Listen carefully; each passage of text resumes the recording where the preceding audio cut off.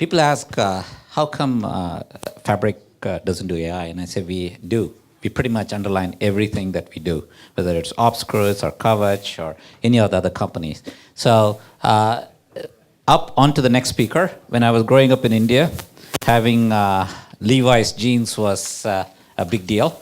And today we have very fortunate to have Kumar Kartik from Levi Strauss. And he is today, I guess what he'll talk about is Levi Strauss thinks of less of itself as a jeans provider as much as a brand and providing a digital experience.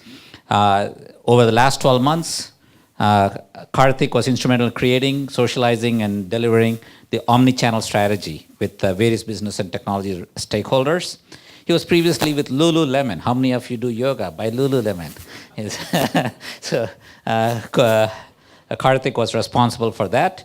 And prior to that, he was instrumental in setting up the Innovations Lab in San Francisco for Lululemon. And then prior to that was with Walmart Lab. So it is with great pleasure I'd like to welcome Kartik to talk about this. Kartik, please.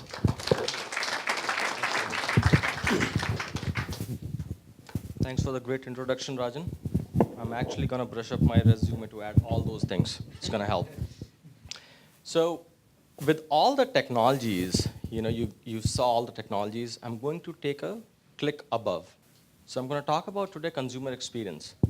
And how does consumer experience influences us?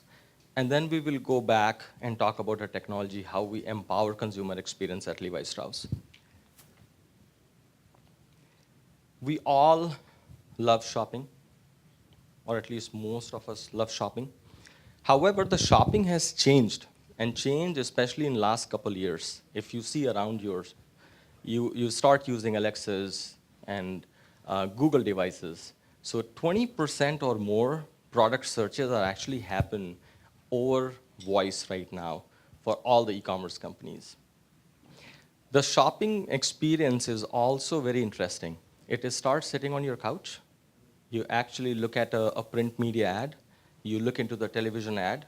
You browse a website, and you end up going in a store, try on the product, but you do get a notification that it's actually cheaper on Amazon, and you ended up buying there. So it's a highly non-linear purchase cycle, which all retailers are experiencing today. You talk about the celebrities. It's very interesting phenomena today that the trends is changing. The millennials and the Gen Zs, they're not really looking at the celebrities because celebrity styling is actually intimidating for many of us, at least it's for me. So what people do, people find like people, and they look at the community. They look at the micro-influencers and see how do they dress up, what their styles are, and they start following the micro-influencers.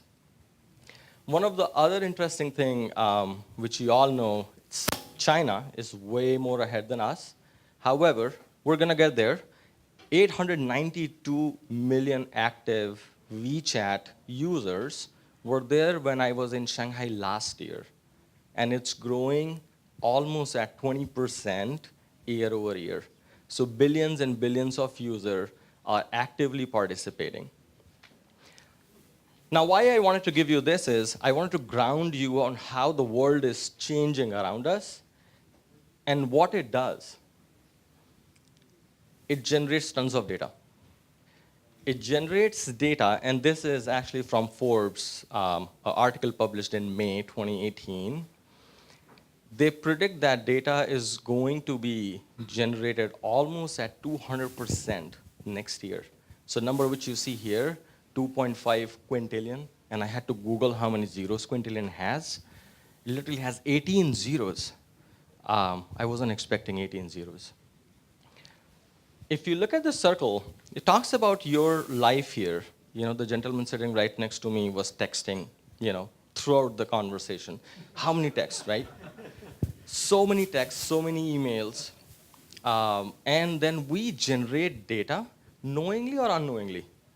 There is a data which was published recently Google alone has 40,000 searches happen every second. And interestingly enough, there are 100 million spam emails go out every minute. So that's a unwilling, way of getting the data creation.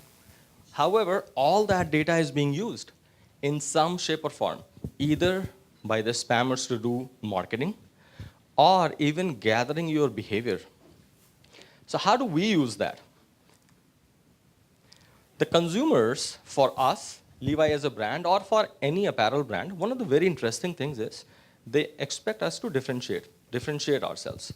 How is a 511 Levi, which is I'm wearing, a little bit of marketing for our brand, so you guys know. Um, how are we different from others? One of the very interesting thing we figured in our research that they expect us to know them. And what does that mean?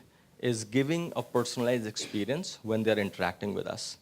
Whether they're online, we are interacting with them, or they are disconnected, sitting in their house, but they still want brand to know that person who's browsing.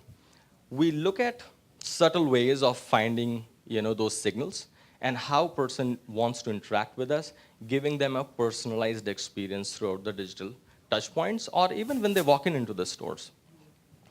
The other extreme way of personalization, and I highly recommend, I did not add any video here, or that Toby did, but we have a very interesting technology which we patented earlier this year called Levi F.L.X. It's called future-led execution.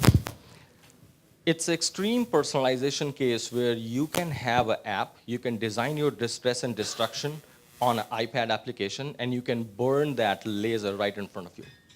So those genes will be custom created for you. So that's the extreme level of personalization we look for. The personalization, the stuff created for you and not for the masses. That's how we feel that consumer wants to differentiate us. The most important thing about data and getting interaction with the brand is the trust. We feel that trust is so important. Even though we know a lot about consumers, it's not okay to, personalization has a very thin line to become a creepy versus being useful. So trust is super important for us as a brand. How do you establish that trust that consumers will share more data with you and get the relevant experiences? At the end, when you complete the circle, you talk about innovation. And innovation is such a buzzword.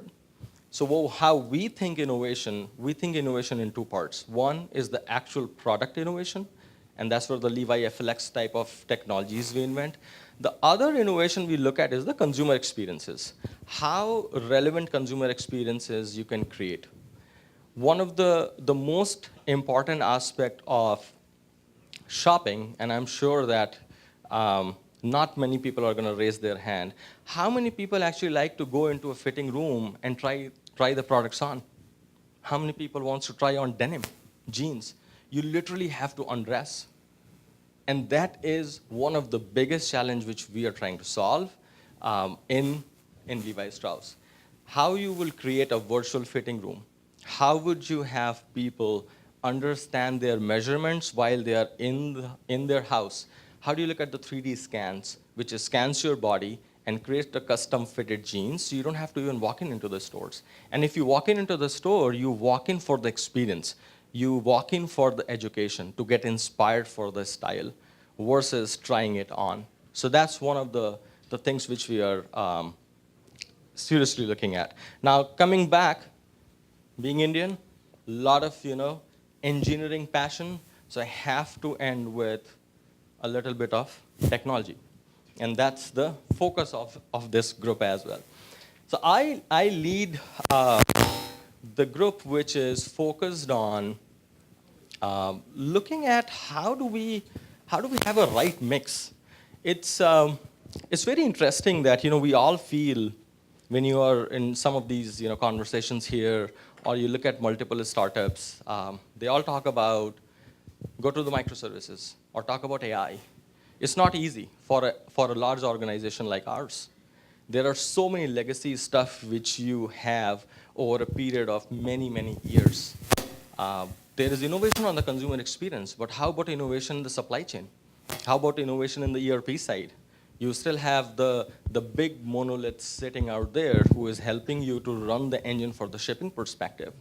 I had a side conversation today with a gentleman standing right behind. A lot of innovation we do in the mobile apps, but the innovation, thank you, but the innovation is really missing on the areas which are in the background, which makes the business run. So one of the biggest ideas for us is start saying no to any monolithic softwares. Let's deep dive into the next generation architecture. Think about microservices. However, microservices is also a big buzzword. It's, it looks great in a white paper, but when the reality comes, it becomes a non-starter for the companies like ours. So what we started doing, we started calling it business functions as services. We started business functions, the real business functions. So for example, merchandising operations. Start looking at the merchandising operations, that how they can, what do they do, map their business processes, and start creating softwares for that. So business functions as services is our mantra. We also, if you look at 10 years ago, everyone was talking about automation. Everyone was talking about CI/CD, DevOps. SRE was a buzzword. We still feel that automation is a hard thing, however, for different reasons, not necessarily for a cloud automation. There are so many cloud companies who are doing automation, CI/CD, and DevOps. We feel that if you can automate your business processes, your day-to-day stuff, you get into the invoicing. How many people in this room have everything automated? How many people have MSAs signed automatically? So we're, as an organization, we don't just look at the digital transformation at consumer facing, but we take it down to the day-to-day operation and make our life easy for the people in the finance. Get rid of your spreadsheets. We are so proud in calling AI. How many people are actually doing real AI? Most of us actually stay at the advanced analytics. And so we spend a lot of time in building in-house, and that's where I think for a company like us, we look at a balance of what we are going to buy off the shelf versus what we are going to invest in-house.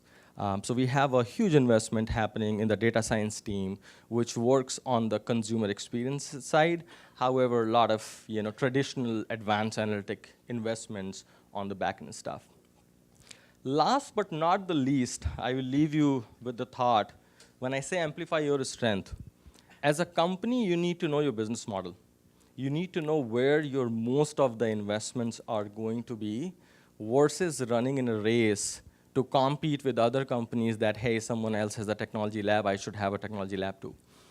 So what we at Levi focus on is two things. We proudly call ourselves the denim inventors, but we also proudly call ourselves a lifestyle brand. And for lifestyle brand, you need to focus on consumer experience. So our two strengths, which we continue to amplify, is consumer experiences and denim as a product. Great, thank you.